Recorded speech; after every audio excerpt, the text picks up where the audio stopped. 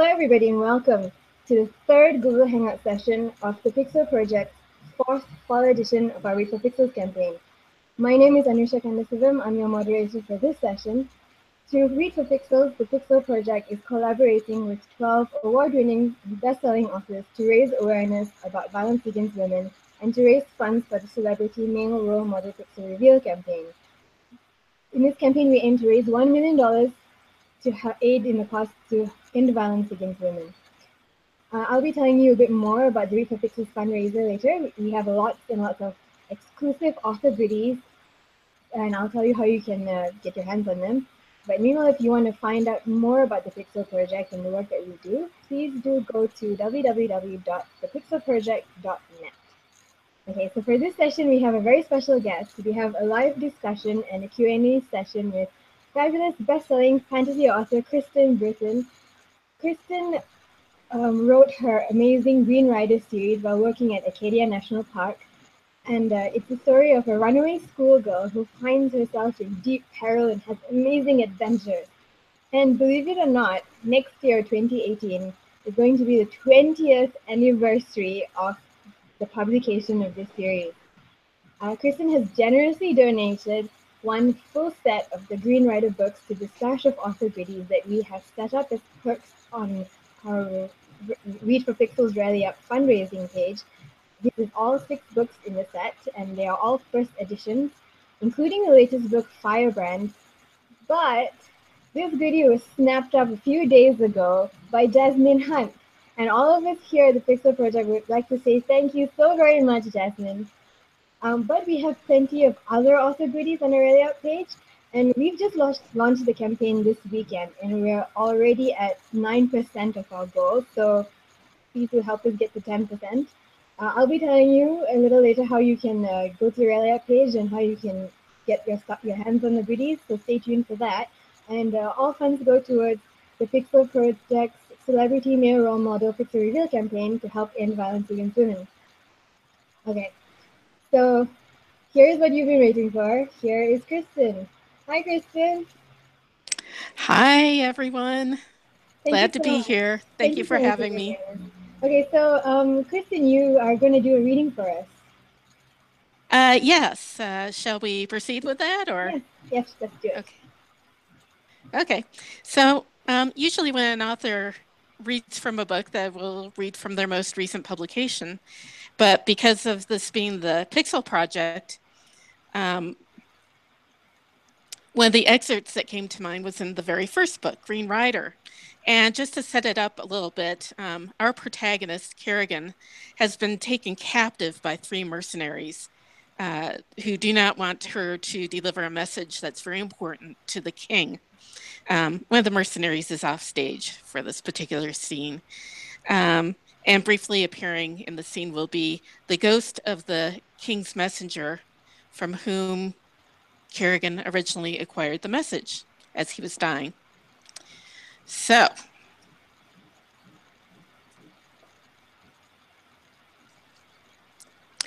a howling pierced the forest, almost human in its cry, followed by the trampling of foliage. The horses whickered nervously. What was that? Jandara asked.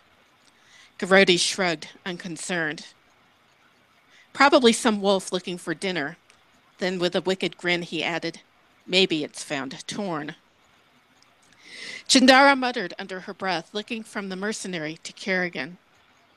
I'm going to check it out, she said. Glaring at Garodi, she added, leave the prisoner alone. She held her sword before her and stepped uncertainly into the darkness in the direction of the disturbance. Kerrigan looked pleadingly after her, retreating back. When Jandara was out of sight, Garodi shook his head. Foolish woman, just a coyote chasing a hare, I'll reckon. The horses are quiet now, like nothing happened. No matter. He turned his eyes back on Kerrigan. It will give us a little time alone. Don't come near me. Kerrigan's voice quavered as she spoke. Garodi was across the clearing in 3 strides. He seized her arm, and lest she cry out loud enough for Jandara to hear, he clamped a sweaty hand over her mouth. He yanked her to her feet, and before she could squirm away, He wrapped his arm around her chest and held her securely. If only her hands weren't tied. I've been waiting for this. His hot breath filled her air damply as he spoke and smelled of stale tobacco. Garrodi was Garrodi dragged her beyond the clearing into the dark of the forest. She kicked and writhed, but the man must have a hide like boiled leather. She raked his shin with the sole of her boot, a trick taught her by the cargo master. But it didn't faze him one bit. Most people would have screamed with pain. Minutes passed like hours as Garrodi dragged her and then threw her to the ground. The barest shred of moonlight fell across his face, revealing a sickening grin. I've been waiting for this, he whispered. With a childlike giggle, he unbuckled his sword belt and dropped it to the ground. Kerrigan rolled over and started to crawl away, but Garrodi caught her in the small of her back with his foot and ground her into the dirt. She gasped for air. If you fight, he warned her, I can easily break your spine. He let his foot rest there for a moment, pressing down when she moved the slightest bit. Then he pulled it away, caught her under the ribs with his toe, and rolled her onto her back again. Kerrigan gasped for breath, her side throbbing with pain. Garrodi fell to his knees and straddled her. The stench of his unclean body was overpowering. His very sweat reeked of tobacco. Tobacco drooled from his mouth and stained her shirt. Kerrigan shook uncontrollably. Fight, fool! That would be the ghost. It was the voice Kerrigan remembered, the voice she had heard that night in the settlement. Garrodi's hands now pinned her shoulders to the ground. His expression was rabid. Fight, the voice commanded. Yes, fight. The cargo master had taught her several tricks should she ever be in a situation such as this. She lunged and sank her teeth into Garrodi's wrist. He screamed and yanked his hand away, almost snapping her head off, her neck with the force. He growled and struck her across the face. The blow sent reverberations ringing through her body, and she blinked dazedly. Garrodi examined his wrist. This distraction might be her only chance. He was vulnerable with his legs spread above her as they were. She locked both hands into a single fist and punched upward. Garrodi's jaw fell slack as if uttering a silent cry. His eyes bulged like a fish's, and he clutched his crotch. Kerrigan poised to punch his ugly face in when she heard Jandara's laughter. The swordmaster sheathed her blade and crouched beside them. Seems I underestimated you, girl. You don't need a sword to unman this idiot. She chuckled mirthfully at Garrodi. You like dangerous women, do you? Seems to me it would be of service to all women if we permanently crippled you. She reached for her dagger. Garrodi's face swelled with such blood that Kerrigan thought it might explode. Instead, his fist slammed into Jandara's face. The impact sent her flailing backward, her head striking the ground hard. She didn't move. Garrodi grunted in satisfaction and leered down at Kerrigan. This is going to be more interesting than I thought. When I'm through with you, I'll finish off with her, whether she wakes up or not. Not willing to leave himself unprotected a second time, he grabbed both of Kerrigan's wrists and knelt across her legs. Kerrigan thought desperately. She thought back to summer evenings in an empty warehouse on her father's estate, where the cargo master practiced swordplay with her. For one lesson, he left the wooden practice swords leaning against the wall and devoted the session to what she could do with her bare hands. Now, Carrie, Savano had said, as he sat cross-legged on the dirt floor. There may be a time when no weapon you've got. I'm going to show you how to use your hands and feet to maim, and if need be, kill some thug who tries to harm you. Let me tell you where it's going to hurt him most. She had tried Garrodi's shins and groin already. What was left, she couldn't pinch the nerves in his hands, and she couldn't kick. She was too immobilized by him to do anything. Savannah would disagree, though. She thought frantically. When she decided, she breathed a short prayer and gathered herself up. Propelled by her elbows and shoulders, she slammed her head into Garrodi's face. Not a precision move, but would have to do. There was a muffled cry, and he fell back clutching his nose. Blood was splattered across his face. He curled into a fetal position on the ground, writhing in pain. Kerrigan dared not breathe, fearing she had not damaged him sufficiently, and that he would be back on her to finish what he had begun. But she didn't get up, and after several minutes, he stopped moving altogether. She crawled to him on knees and elbows and saw that his chest did not rise or fall. The cargo master had said that if the nose was bashed into an assailant's head, the bone would shatter and pierce the brain, killing him. Kerrigan had killed a man. That was intense.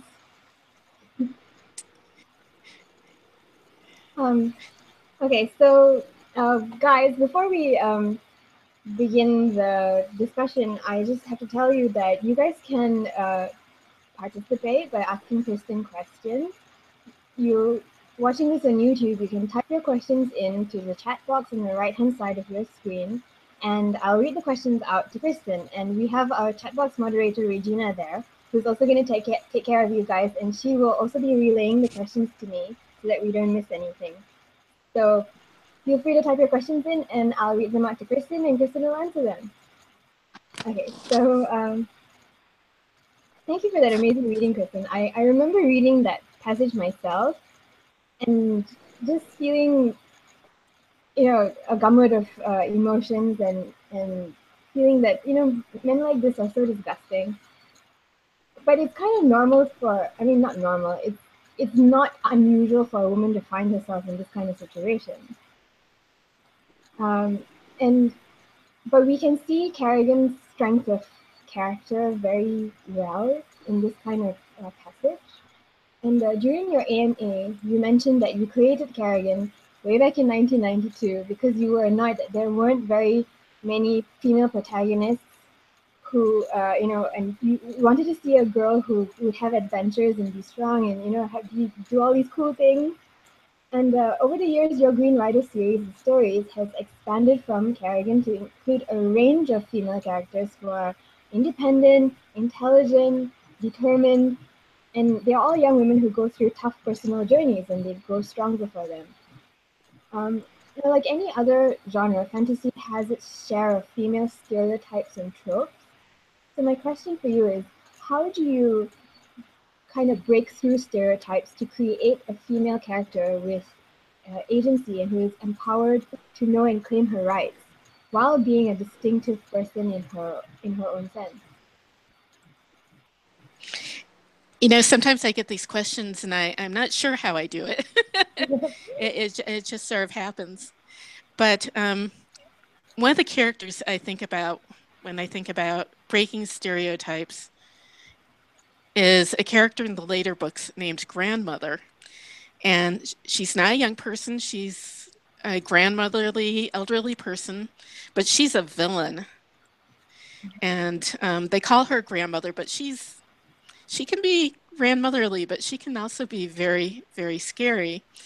But what lies behind her character is that although she's a villain and she does horrible things, she's doing it for her people. And she rationalizes trying to help. The horrible things she does, she rationalizes as trying to help her people. Okay. And which brings me to my next question, because I remember the character Grandmother too, and I remember thinking she's not a very nice person. So in creating and writing female characters, do you ever feel pressured by gender or cultural stereotypes to make them likable or relatable? Interestingly, no.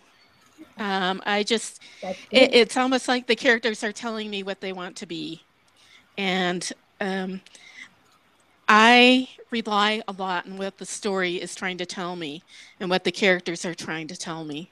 So I'm not really thinking outside of the story, what was going to be the perception outside of the world of the book to these characters. Sorry, Kristen, your glass is kind of blocking your face. Oh, sorry.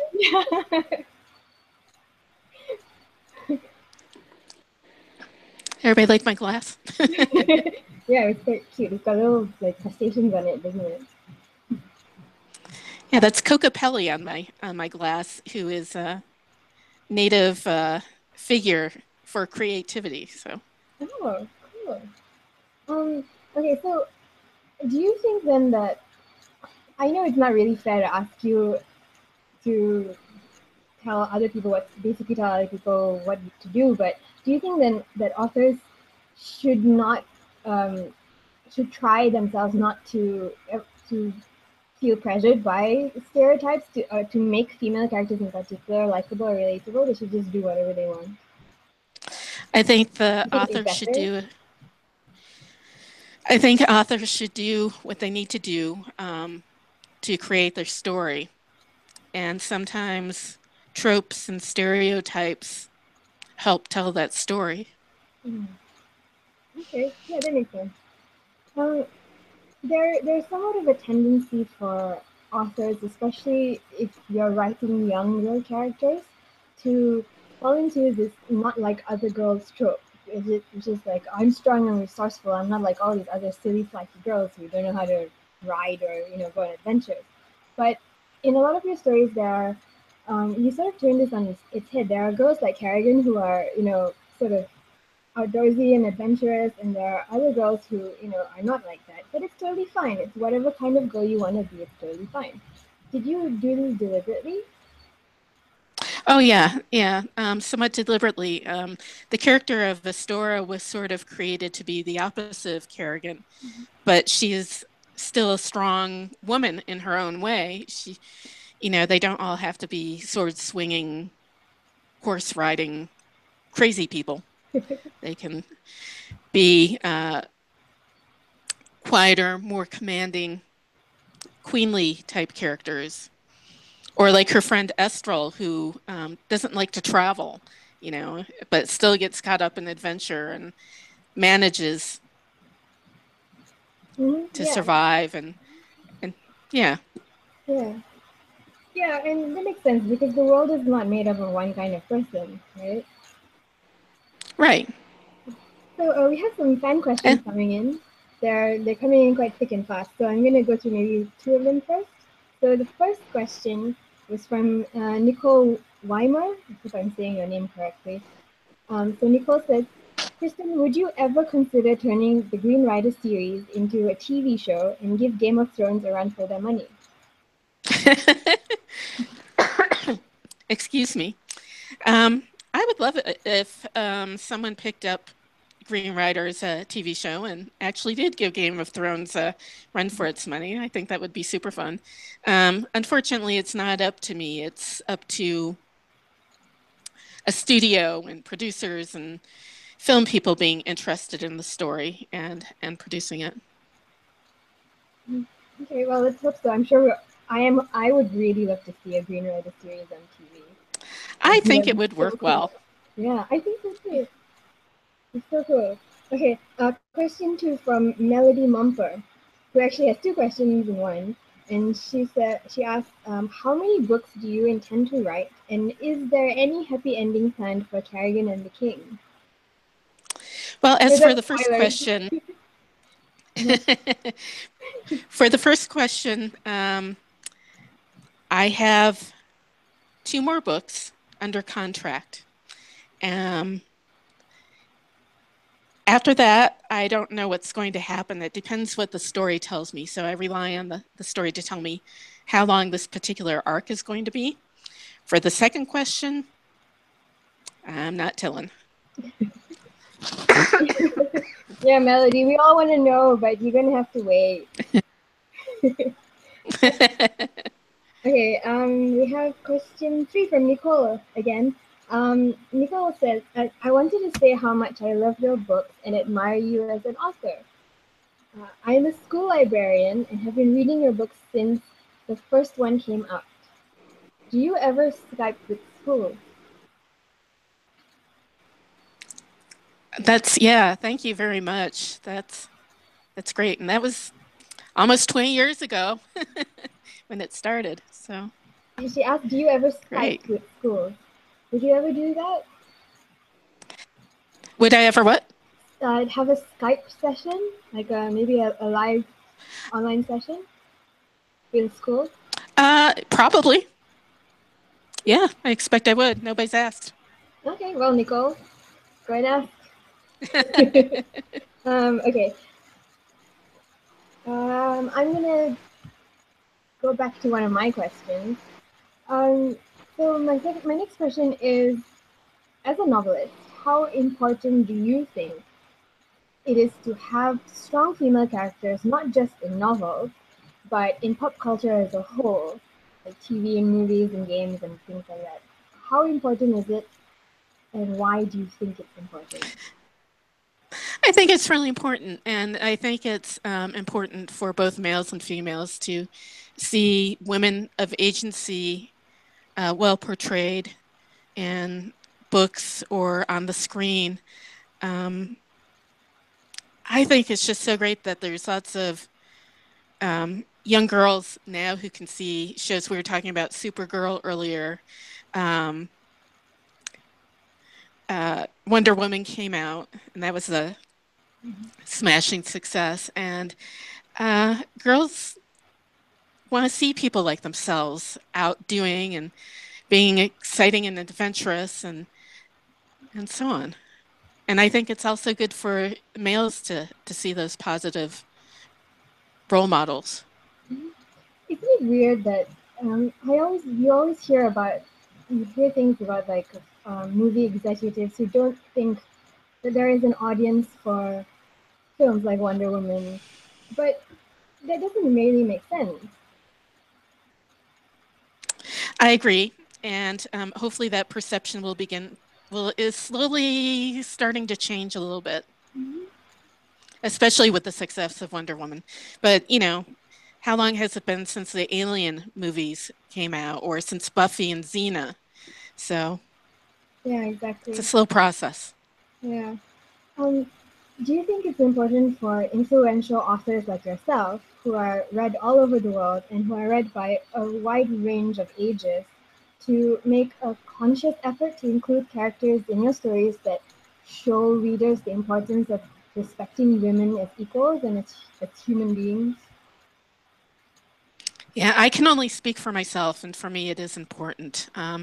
Each author is unto themselves, and it's great if they do, but I can only speak for myself. Mm-hmm. Okay. Um, a more fun question. Okay, so a question from Anne Kucharski.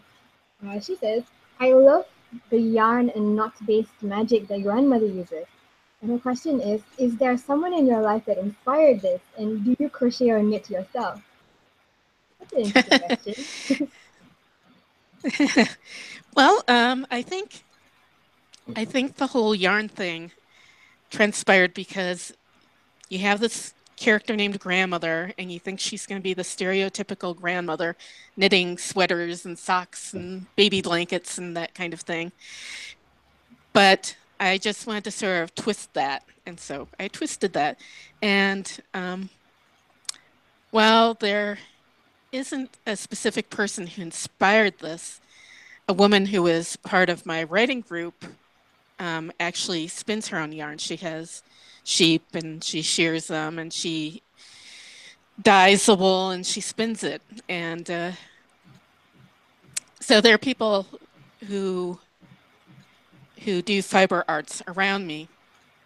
And I have to say, my grandmother tried to teach me how to crochet and knit, and I failed utterly. It's just, I don't know what it is, but when it comes to fiber arts, I am a total dunce. I can't sew. I almost failed home ec in seventh grade. So I'll stick with the writing. Yeah, that's what you're good at. That's what we all love about you. So it's good writing. Um, I don't know. I just thought of a question. Now, do you think no, I know I asked a question just now about the whole not like other girls thing, but I mean, grandmother is really not like other grandmothers. Uh, do you think it's important to write characters who can, who are evil or who are just, powerful, female characters who are evil or powerful, have some kind of power in their hands, and who don't get called names like they don't get called bossy or pushy or cold or things like stereotypical things like that. Do you think it's important to portray that kind of thing? That is an interesting question because I had not thought about it. Because grandmother, she gets respect from her people. She's she's kind of she's kind of a matriarch of the her people of Second Empire. And so it didn't occur to me that she would be called those things. I guess maybe it's because I'm the naive kind of person to whom it doesn't occur that people should be called those kinds of things. Other characters in the heat of battle or whatever have been called names, but it doesn't happen very much in my books. And I think it's just, it just doesn't occur to me that people should call each other like that. Mm-hmm. Yeah, they should. But I mean, They should. It unfortunately, happens, yeah, unfortunately. unfortunately, that in the real world it does. Yeah. Um. Okay. Another question from Melody Momber. What inspired you to have Kerrigan travel through time? How long in the planning did you come up with the idea? Well, I am a longtime fan of Doctor Who and also Star Trek, and I happen to love time travel stories. So, um, in the second book, Kerrigan goes into the past, and I'm not really sure. It's been a long time since I wrote that, so I'm not really sure what caused me to come up with that.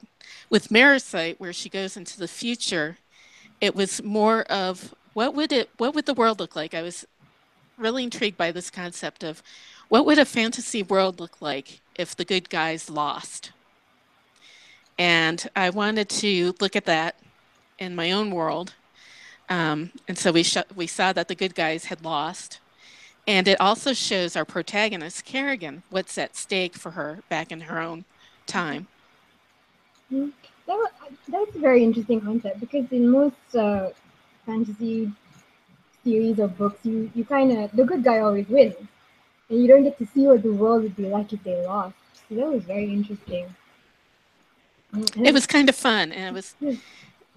I know some people didn't appreciate me moving into the future like that. It took them too far away from the original world, but although I tried to anchor it in that world as well, but for me, it was a really interesting experience. Hmm. Yeah, people should do things like that. Okay, so let's see. I have another question. One of my questions.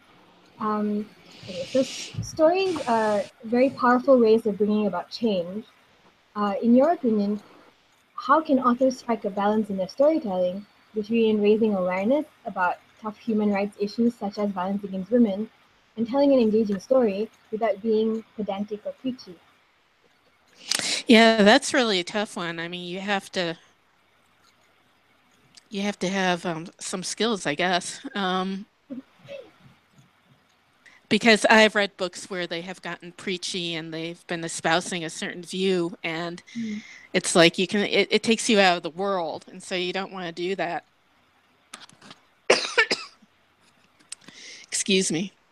Um, so I don't know. I think you have to be conscious of what you're doing. You have to have a good editor who tells you if you break down that fourth wall by being preachy. But I think I think a lot of the author's own attitudes come through naturally when they're writing Mm. a story as well.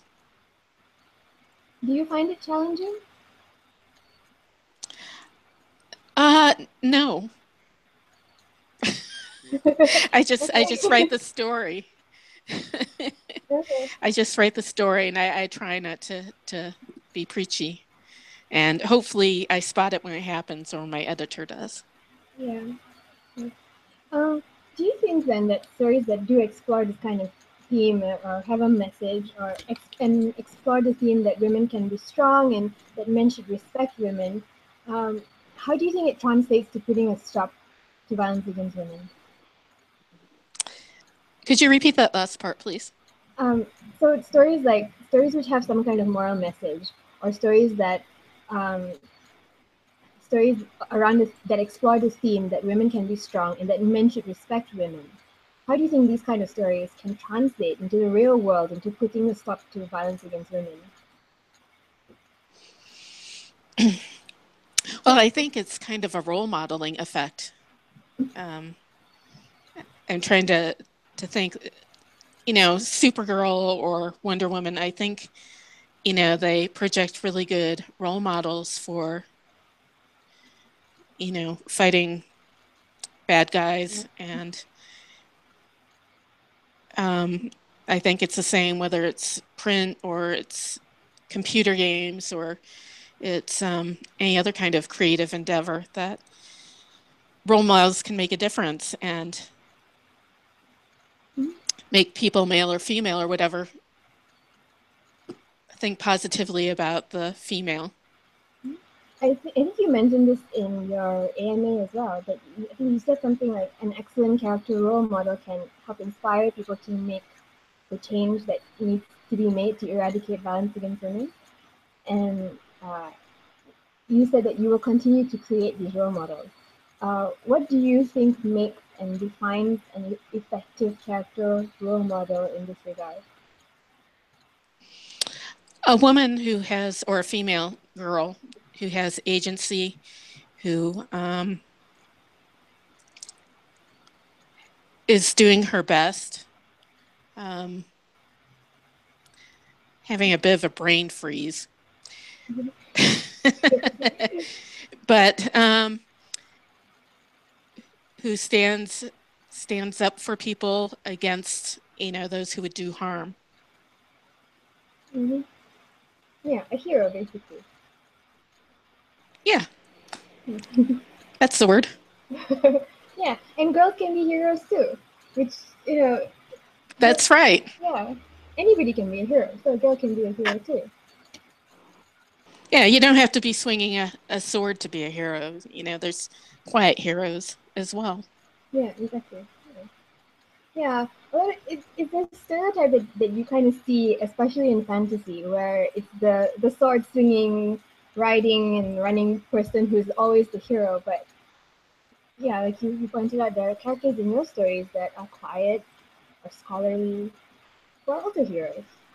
You can be anyone. Yeah, Um, I think about, did you see the movie Hidden Figures or read the book? yeah. And that's not fiction. Those are real women who were the mathematical, um, I don't Geniuses. know if genius is the appropriate words, but helped with the space program here Yeah. in the States. And their story was almost erased from history. Mm-hmm. Um, but they're sort of heroes, they're quiet heroes, mathematicians, Yeah. engineers, whom we've forgotten in history. Yeah. Um, I'm sort of gonna. What you said just brought another question to mind. I promise I'll go back to the fan questions, but let me just ask this. Uh, we I had a discussion with an author previously. We were talking to Ken Yu a few days ago, and he brought up the issue that some people think it's unrealistic to depict women in positions of power in fiction or in fantasy. Uh, you know, which is kind of related to the concept that women can't be heroes. What do you think about that? Is it unrealistic because it doesn't reflect the real world? If you're writing something based on reality or history, it might be more of a stretch. But women have always been powerful in some way. Women have always fought in every war, whether they were dressed as women or not. Um, you can go back to Boudica, who led her army. Um, in our American Civil War, there were women who dressed as men to go to war. Same with the Revolutionary War. So I don't think it's a stretch at all. Okay. Another question from a fan. Let's see. Um, Madeline Stoker, who asks, what is your biggest piece of advice for creatives and artists who have dreams of success with their art? Were there ever times when you doubted your abilities, and how did you fight through that? Writers doubt their abilities all the time. At least this author does. And you just have to keep forging ahead. One of the best pieces of advice I ever got came from my editor, because it can be very daunting to be at the beginning of a epic novel and know how much work is ahead of you, and just be kind of overwhelmed by that. And her advice was 1 page at a time, 1 page at a time. And so I think, that can translate to other creative endeavors as well. It's just to don't get overwhelmed by the overall project, but take it one piece at a time. That's good advice. Another question from Nicole Weimer, which is a very interesting question, I think. Has it been challenging to age the books as your readers grow older? As Kerrigan gets older and the books have a darker, more mature feel. I just love it. I have never felt that I outgrew the books. So her question is, Oh, that's great. was it ever a challenge to age the books as the readers and as Kerrigan grew older? For me, the challenge was more of not aging it too much, because I think we all have a little darkness in us. And I could go real dark if I wanted, but no, it hasn't been too much of a challenge. But that's a really interesting observation, and I thank you for it.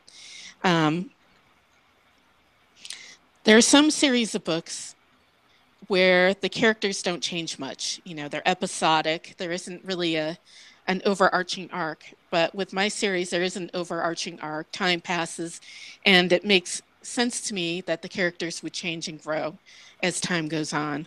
And it sort of parallels with me as an author because, well, I was somewhat young when I started the Green Rider series, and I changed and grew older and older and older as the series went on. So I think for me it was a natural progression and a natural choice to do that. What I find really quite refreshing about the stories is, as the characters get older, there's some romantic elements that creep in, and because boys and girls are thrown together, and but it's always I feel dealt with very maturely. Like Kerrigan starts having crushes, or somebody has a crush on her, but as the character grows older, they change, their feelings change.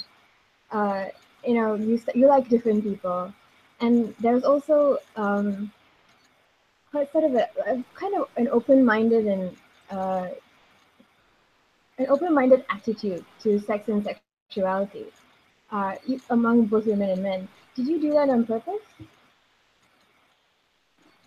Yeah, I think so. I mean, this is a a fantasy novel, and it's not like some strict historical rule-based type of novel. I don't really know how to answer that Well, further. I asked that question because in a lot of young adult novels, you see, there's this classic love triangle, and there's this push and pull between the girl and the boy, and they want to sleep together, but they don't want to sleep together, and it's this whole thing about sex, and you kind of feel like, is it bad or is it good, or you don't know. But I feel like in the Green Rider series, it's very open, and it's normal, and everything is consensual. I mean, most things are consensual, except for things happen like in the excerpt that you read before, but it's very clear that that's bad, you know. But the Yeah. sexual relationships One of the between the characters are consensual. Yeah. one of the interesting things about fantasy is you never used to see sex hardly in fantasy novels, and that has changed quite a bit. I think because possibly there has been more of an infusion of women writing in fantasy, but I don't have any statistics or anything for that. Yeah, I think you're right though. Madeline Stoker asked, because you mentioned Doctor Who just now, she asked, which is your favorite Doctor? Because I started watching in the 1970s, Tom Baker. Tom Baker was my favorite. Of the new doctors, David Tennant would be my favorite. I like him too. Yeah, Um, but back when I was in college, I was still watching Doctor Who. This is the 80s, and my mom was into knitting at the time, and I said, "Could you make me a Doctor Who scarf?" So I have this like 20-foot scarf, that's so cool. but I love it. Oh, I that's love so it. Yeah, cool. I have a Doctor Who scarf. Okay. Before I go on to the next question, because we were talking about aging the books as the characters grew, Melody Mumford asked, "What is Kerrigan's official age?" I always get confused on how old she was when the book started, and then as the books progressed. Um, at the beginning, I'm a little bit nebulous, I have to say, that she's about 16 or 17. And so probably about 17. And so about 5 years have passed. So maybe she's 21 currently, if I'm doing my math. So Yeah. around that. Okay. All right. Hope that answers your question, Melody. Okay. So back to one of my questions.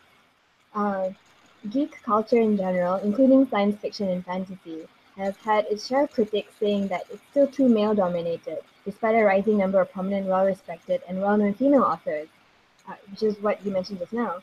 And plus, there's still plenty of hostile, misogynist, and sexist behavior by male geeks towards female geeks.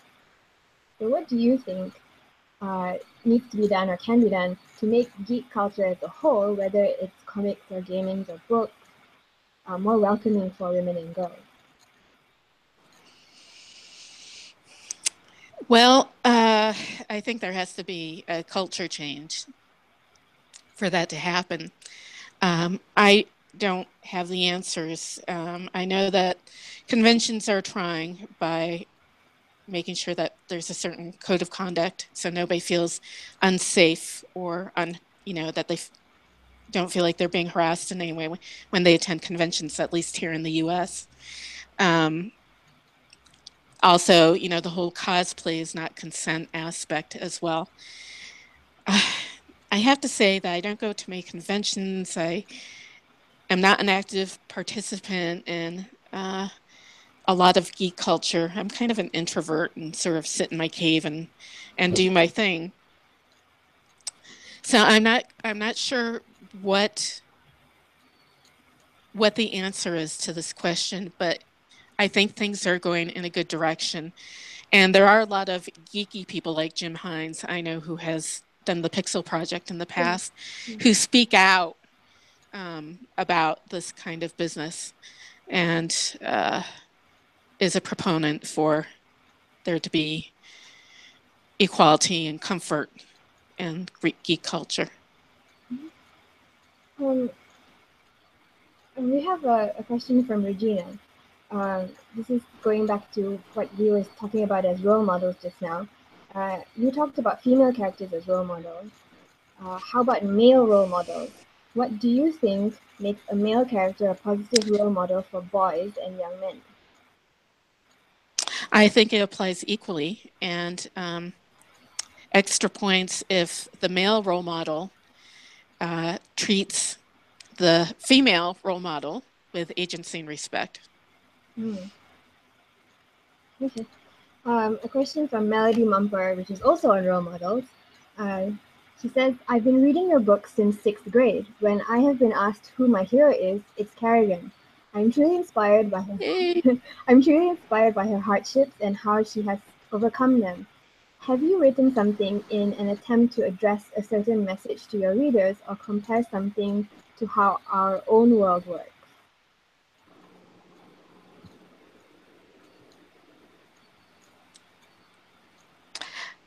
Well, obviously, I'm taking a pause here to think about that. Um, I think that a lot of fantasy is kind of a filter for how we see our own world. I think it's not just fantasy, it's all kinds of other genres as well.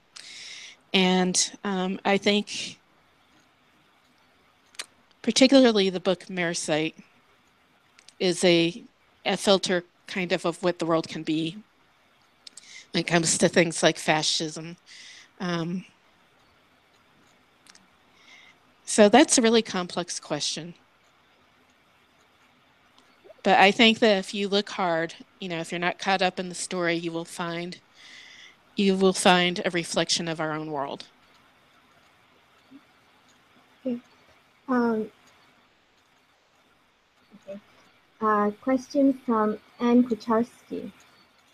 Do you think you'll ever explore more with some queer characters and how they are viewed in Sakoridia? I have been slowly, very carefully trying to work that in. So I'm learning a lot about the world still, and hopefully things will continue to be more inclusive. Okay. That'd be very interesting to see, actually. I look forward to that. Yeah, I remember that, there were some scenes in the third book where it's talked about a little bit. Kerrigan's uncles who were, I think they were tailors, and refers to that and so forth. And Yes. yeah. Yeah. So we'll work on that. Okay. Question from Nicole Weimer. You have talked about how the story tells you where it's going. Do you feel that you have been called to serve as a writer? Yeah, I think anything that you're passionate about is a calling. So if you're an artist of some type, you will be called. And I feel like I'm called to tell this story, and have been for quite a few years now. Mm-hmm. I think I mentioned this before, that you were working as a ranger when this story came to you. Was it, did you just know that you have to write a story, or did you, like debate with yourself for a while whether, do I really want to write or am I really a ranger? Was it a thing? Did I have, because I was a ranger, I had to write about riders? Yeah, Is that what you're saying? that's one question. And also, like, did you just know that you were meant to be a writer, or Oh, did you sit on it for a while? Did you sit on the story for a while, or did you just write it straight away? well, I have to say I've been writing since I was a kid, Mm. and actually completed a couple novels when I was in high school. Okay. And I just knew I had to be a writer because my love of writing comes from a love of reading. And I just loved what authors were able to do, to give me these wonderful stories, put me in these worlds. And I spent a lot of time trying to write short stories because it was believed and espoused back then that was your gateway to having a novel published. But nobody wanted my short stories. So I said, the heck with it. I'm going to, you know, do my true love, which is the long form, the novel. And so in 1992, I started looking at some of my old stuff and started playing around. And I said, that messenger, who was male at the time, looks like a really interesting character, and they must have a really dangerous job. And so I decided I'm going to focus on that character, and that character wants to be a female. So we did a quick swap of sex there, and it was natural for me to have that character riding horses because I loved horses so much. Um, and it sort of paralleled what I was doing at the park at the time, which was during the summer, I would ride a bicycle on the historic carriage roads of Acadia and do kind of courtesy patrols, ask people to keep their dogs leashed or tell them about the local flora and fauna, give them directions, that kind of thing. So I was out there, in my green and gray uniform, riding around on a bicycle, wishing it was a horse in this wooded area. So yeah, there was a very natural conjunction there. That's so cool. Um, because you said just now that the character started out as male, do you think that the adventures or the stories would have been different if it had remained a male character? Now that's interesting to think about.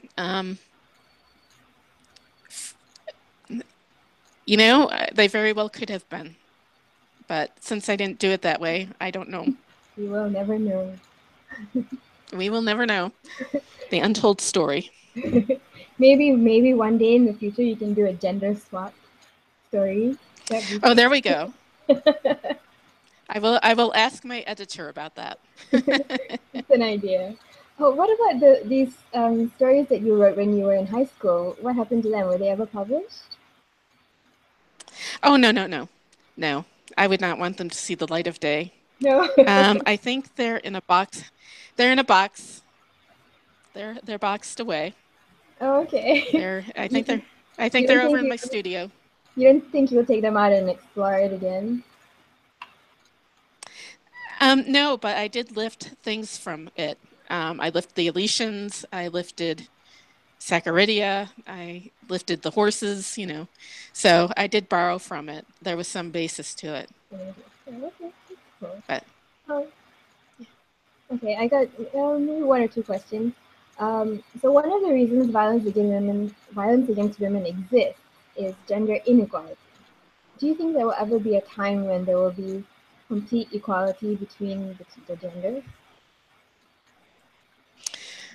I really hope so. I think 50% of the people on this planet are female, and they need to be treated as human beings.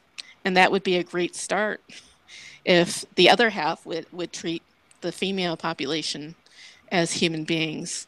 The people who are not, just males. And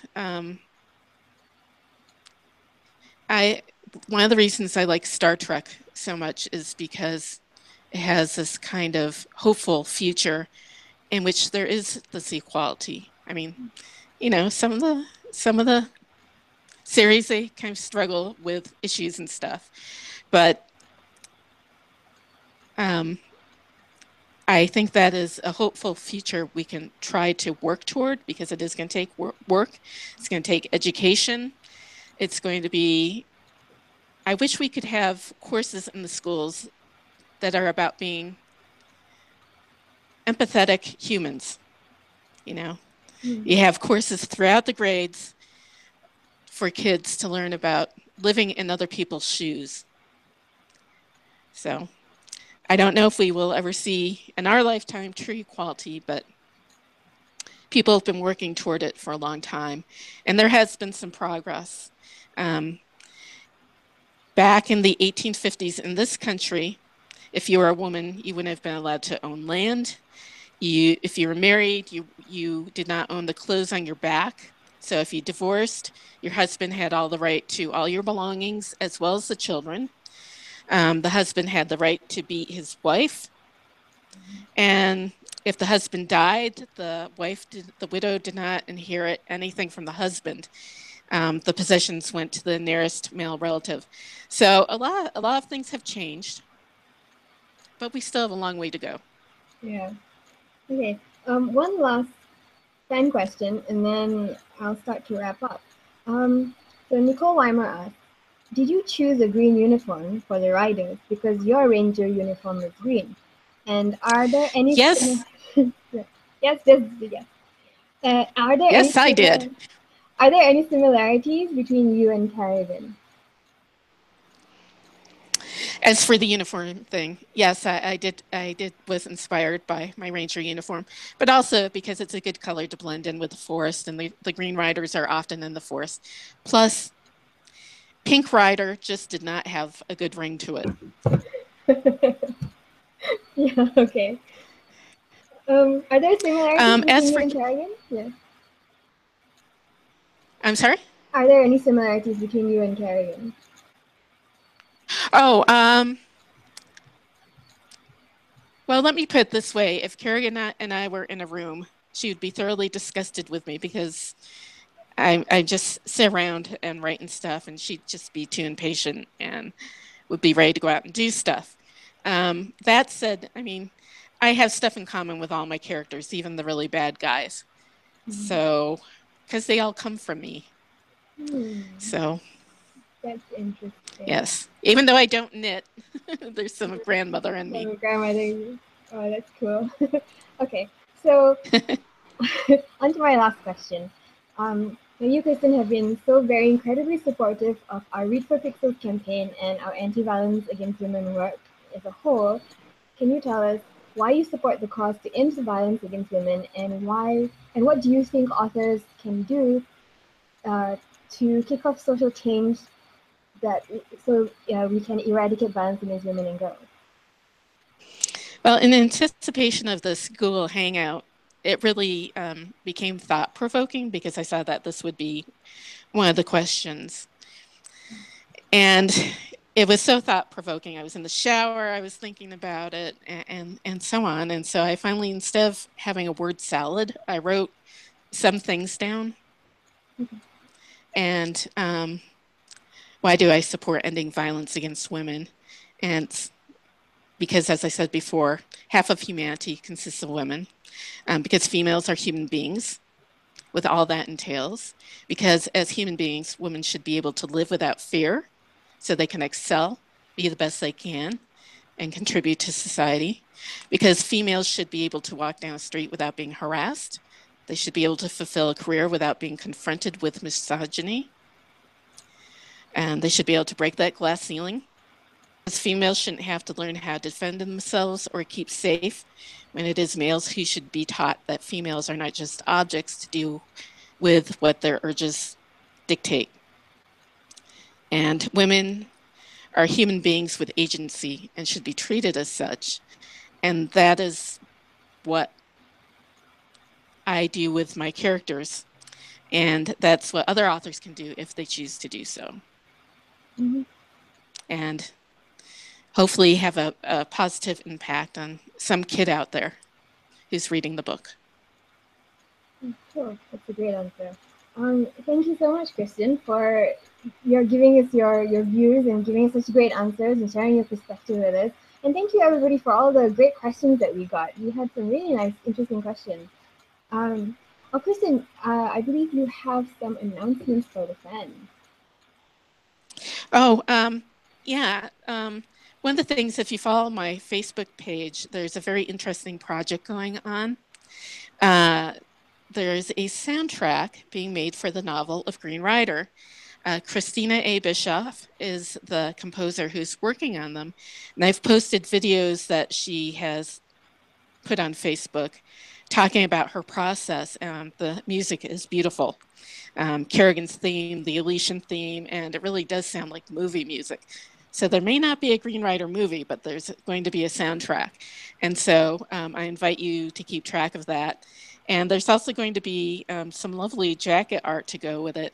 Madeline Stoker, who is out there, hi Madeline, is in charge of that. She's a photographer, and you can follow both of them on Instagram and Facebook. Madeline, she goes under Madeline Shane Photography. So eventually, I don't know, in the next month or so, I may have an announcement about a side project I've been working on. And I'm sorry for being mysterious, but I like to wait until all the I's are dotted and the T's are crossed before I say anything more blatant. We'll find out more about that on your Facebook page? Yeah, that's probably a good place to do that. Okay. And it is screenwriter related.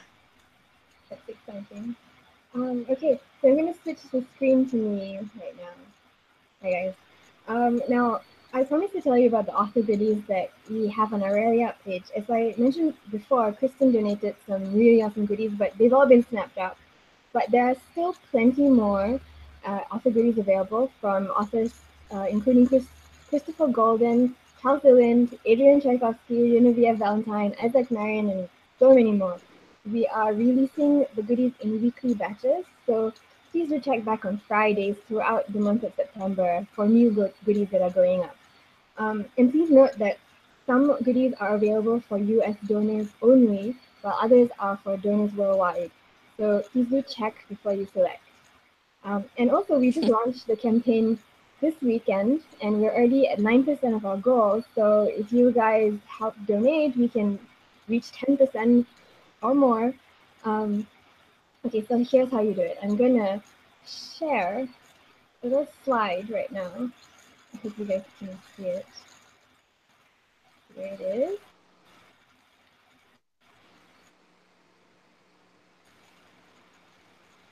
Can you see it, Kristen? Oh, there it is. Okay, cool. Yes, I do.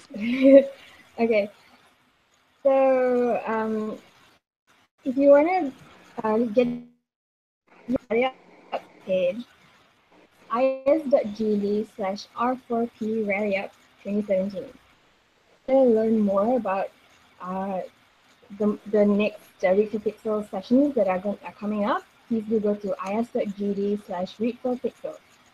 And if you want to know, so please do give generously. As I said, all funds go towards raising $1 million for Read for Pixels Clarity Mail Model Pixel Reveal campaign. If you want to find out more about the Pixel project and all the work that we do, please do go to our website, www.thepixelproject.net. Here I am back again, hopefully. Hopefully I'm back and you can see me.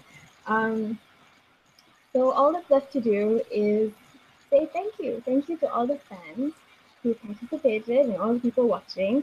And thank you so much, Kristen, for being with us today and having a nice chat with us. Yeah. Thank you. Thank you for having me. It was a pleasure. So all that's left to do is say goodbye to everybody. Goodbye. Have a good day or good night wherever you are in the world. Bye. Bye.